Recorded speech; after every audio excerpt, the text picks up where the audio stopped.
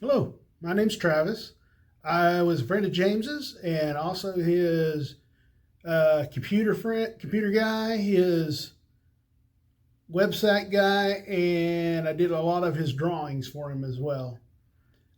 Recently, we had a request for a DIY DVD that went along with the plans, and looking through the video clips and DVDs we had, I couldn't find a complete set that I thought really represented the whole information that was needed without calling and talking to James.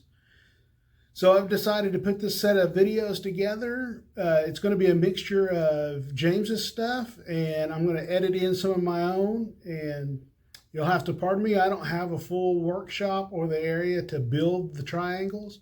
So I'm going to do it in computer in kind of a simulation, and hopefully it's enough that you can follow along to.